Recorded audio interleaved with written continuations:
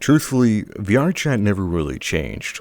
I was initially going to release a new Predator video, but recently I've become increasingly confused about my work. I want you to see a video by Darafog titled The VRChat YouTube Dilemma. It discusses the overall usefulness of Predator exposure content.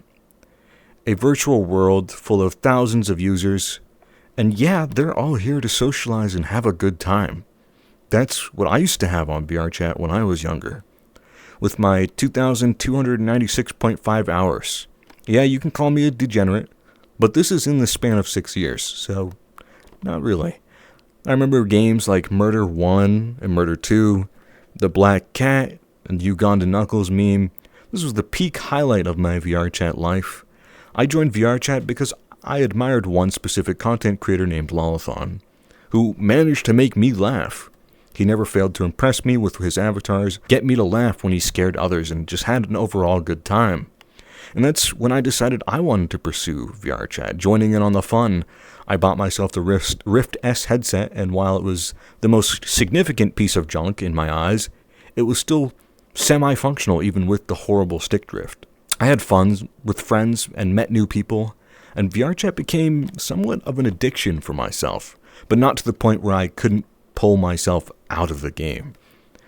VRChat is still what it was, but with new people being introduced pretty much every day, but eventually everything changes. When I was younger, I had no conception of anything that I do now. Predators lurked around every corner, even when I was 1 year below the legal age of consent a few years back. I had met a user on VRChat whose name I won't give out, but they were 30 at that time and had a kid. They told their friends to remain silent about dating me, and then told me to stay quiet about my age as long as I promised not to tell anyone. They waited until I was 18, just as any predator would, and I got close to them and got stuck in this delusion that I was in love, but I wasn't. I was a victim, sworn to secrecy, and on multiple times, I had done things with this person, and while it was embarrassing to share this information with you, I was a kid. And I regret every second that I spent with this person because I know what they are now and what they had done to me. Those VRChat predators have always existed, and that is the truth. But there will always be content creators like Lolathon and other content creators on VRChat to make VRChat overall less insufferable and more enjoyable. A video that I mentioned earlier by Darafog discusses the overall negativity that exposure videos bring. And it's very accurate. Exposing a human being for being evil is never fun to hear, nor is it meant to be fun to hear, in my opinion. Exposing predators is not meant to entertain. I think it really should only be there to bring awareness, and not so much focus on entertainment. There is no entertainment in the suffering of children, and there is no entertainment or joy in having someone ruin their own lives by doing things with kids. It's sad, it's disgusting, and horrible for all parties involved. And let me tell you, I've been doing this for around 7 months, and I've seen nearly 700 cases, but only completed around 60. That is an unprecedented number of people who want to share their stories of predatory behavior, and I genuinely want to help you and help them. But truthfully, I've let you all down.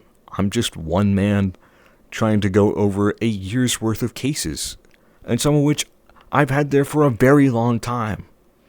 And I just can't crank out exposed videos for you fast enough. I can't get to all of you so far, and I wish I could. Still, I want to try, and I know I can, because I want to. I want to get your story out there for others to hear, so you can have that security and have that justice. The security that I didn't have personally growing up and playing VRChat. However, another good point by Darafog asks, what does exposing an individual actually accomplish? Well, my answer numero uno is that it will always be awareness. We want children to stay safe and away from these horrible predatory monsters. We also wish to see these monsters behind bars, though, permanently. And that's where the hotline reports and the tickets and the police come into play. And I'll be honest with you, I've tried my best to fill out a ticket and to put a detective in play for every crime that these awful VRChat predators commit. I've given away my legal name on 6 occasions. On 6 times I've given my legal name away to the authorities, hoping that I was doing something right. But at last, we've only ever really had one person put in jail, and that was Dashi VR.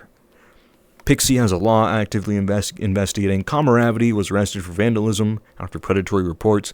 But aside from that, those small few instances of things being done, there hasn't been a lot of success on my end after refiling these reports. I feel like I'm not accomplishing what it means to call myself a predator exposer like Chris Hansen, who can actually get these people in jail.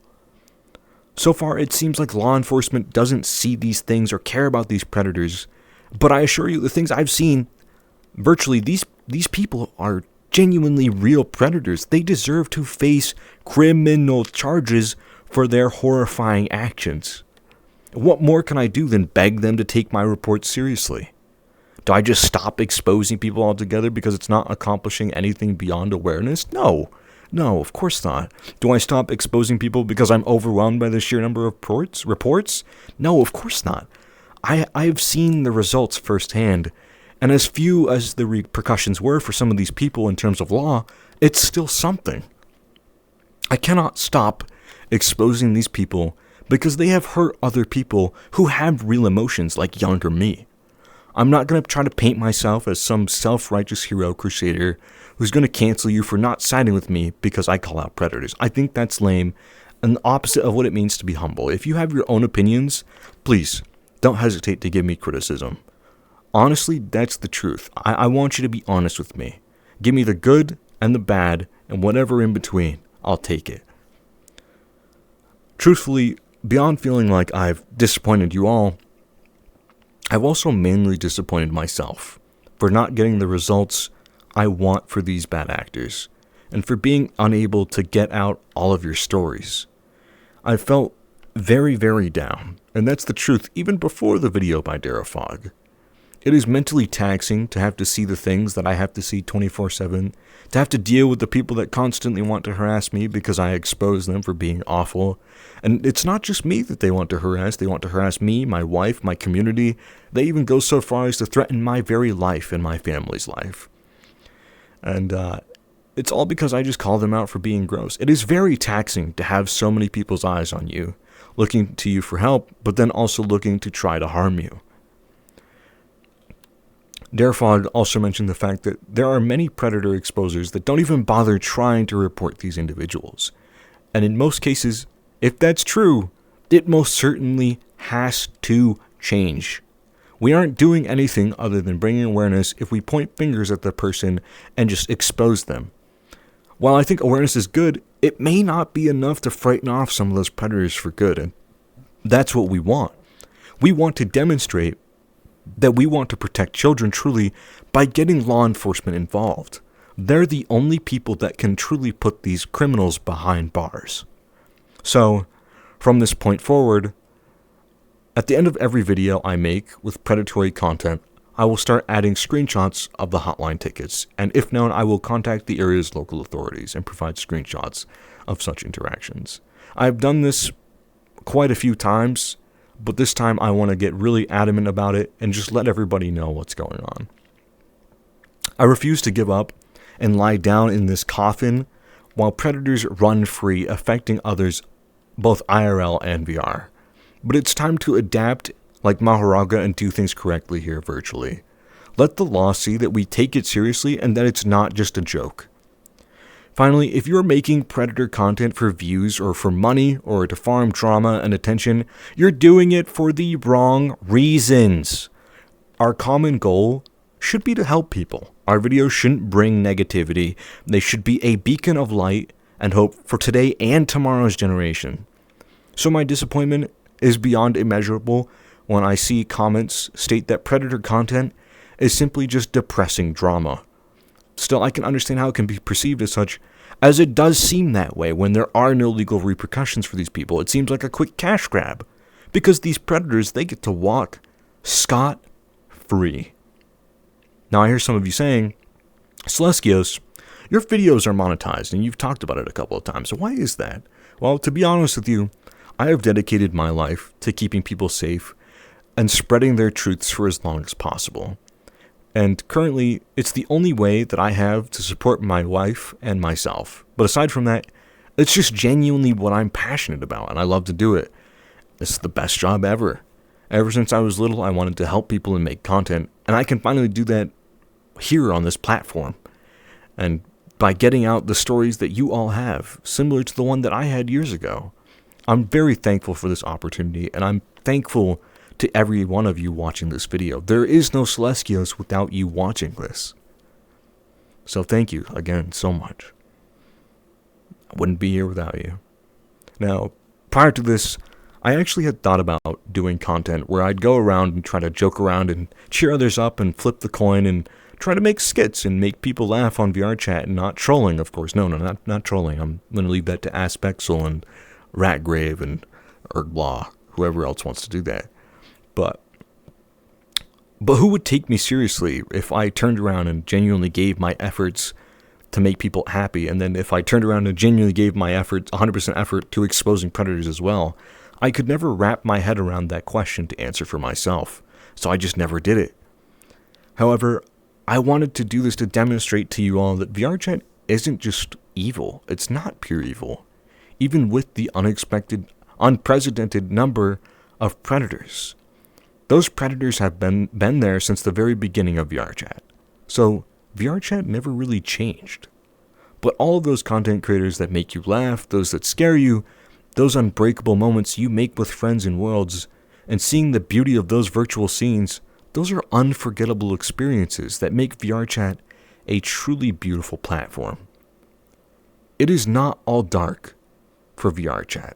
And while the topics of predatory behavior are indeed very dark and frighten others, I don't think they should be. It should be a bright light for others. It should give others hope, knowing that they can be heard and have their stories heard. It should give others hope that there is someone out there willing to help hold these monsters accountable, even virtually. And then, of course, to even have that security by getting them physically to face repercussions via the law in real life. That is ideal. Well, this has been my TED Talk. I hope you've enjoyed my ranting session here. I plan to try to improve my consistency from previous 95% filing tickets to 100% filing tickets. And I hope to further attempt to call the local authorities and make actual change. I hope I will, at least. And I hope to see a change in results. I'll do my best to update you on X or Twitter regarding anything law-related. I'll also try my best to continue getting your stories heard and to do you justice, other than exposing people and bringing awareness. Thank you for listening to me talk. I'm losing my voice. I need some water. And thank you for getting me to this point. Thank you so much, and caring enough to help keep others safe. I really appreciate you. We're almost at 35K, and I never expected to reach this point, both in my life, and I'm very happy with my channel. I'm very happy with my friends and my family, and I'm very proud of each and every single one of you out there keeping children safe. Thank you so much for what you do. This has been Celestios. Until next time, please take care of yourselves and the others around you. Bye-bye.